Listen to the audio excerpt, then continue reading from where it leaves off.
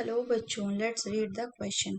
The question is, assertion is given as HIV AIDS is a bacterial disease and reason is given as AIDS does not spread through sharing of food and water. Options are both the assertion and reason are correct and reason is the correct explanation of the assertion. Assertion and the reason are correct but the reason is not the correct explanation of the assertion. Assertion is true but the reason is false and assertion is false but the reason is true. तो आइए देखते हैं बच्चों हम इसका की concept. तो अगर हम बात करें बच्चों इसके की कंसेप्ट की, सो की कंसेप्ट क्या हो जाएगा? की कंसेप्ट विल बी एड्स। तो अगर हम बात करें बच्चों एड्स की, एड्स का फुल फॉर्म होता है एक्वायर्ड इम्यूनो डेफिशिएंसी सिंड्रोम, यानी कि हमारा इसमें इम्यून सिस्टम में डेफिशिएंसी आती है और इस डेफिशिएंसी को हम एक्वायर करते हैं थ्रू आउट आवर लाइफ। और सिंड्रोम्स मतलब होता है ग्रुप ऑफ सिम्टम्स हमें इसमें देखने को मिलेगा। फर्दर अगर हम बात करें तो जो एड्स है ये एक कैसा डिजीज है बच्चों? ये एक वायरल डिजीज है। तो इसका जो पॉजिटिव एजेंट है वो क्या हो जाएगा? So AIDS is caused bye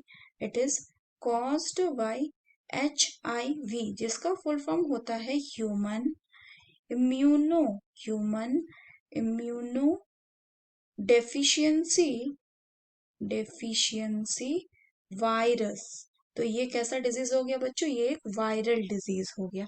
next अगर हम बात करें बच्चों तो ये कैसा वायरस है? ये एक रेट्रो वायरस है, यानी इसमें RNA as a genetic material मिलता है, लेकिन इसके साथ साथ इनमें एक स्पेशल टाइप ऑफ एंजाइम होता है जिसको बोलते हैं रिवर्स ट्रांसक्रिप्टेज एंजाइम। इस एंजाइम की मदद से ये जो रेट्रो वायरस है ये क्या करता है? इनके पास प्रेजेंट होता है बच्चों रिवर्स ट्रांसक्रिप्टेज, और इस एंजाइम की मदद से ये जो रेट्रोवायरस है ये होस्ट के बॉडी में जब ये इन्फेक्ट करते हैं और अपने जेनेटिक मटेरियल यानी आरएनए को छोड़ते हैं, फिर उस आरएनए को ये कन्वर्ट कर देते हैं इस एंजाइम की मदद से इनटू डीएनए, और फिर उस डीएनए को ये इनकॉर्पोरेट करते हैं होस्ट के जेनेटिक मटेरियल के साथ, और फिर होस्ट की मशीनरी को यूज करके ये फर्दर रेप्लिकेशन शुरू करते हैं। अगर हम बात करें बच्चों कि ये जो एड्स है ये कैसे ट्रांसमिट होता है, इसके ट्रांसमिशन होने के कुछ कारण हैं या कुछ सोर्सेज हैं। तो पहला जैसा कि है ये सेक्सुअल कांटेक्ट के थ्रू फैल सकता है। Sexual contact with infected person, इसके कारण ये ट्रांसमिट हो सकता है। दूसरा है क्या? दूसरा है आपका transfusion of the contaminated blood का transfusion and the blood products का ट्रांसमिशन या ट्रांसफ्यूजन। तीसरा होता है क्या?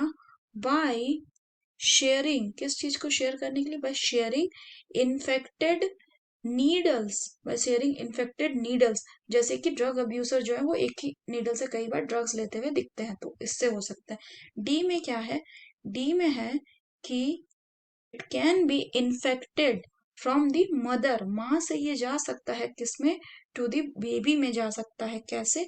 तो मदर से चाइल्ड में ये जाएगा उसके प्लेसेंटा के थ्रू दी प्लेसेंटा।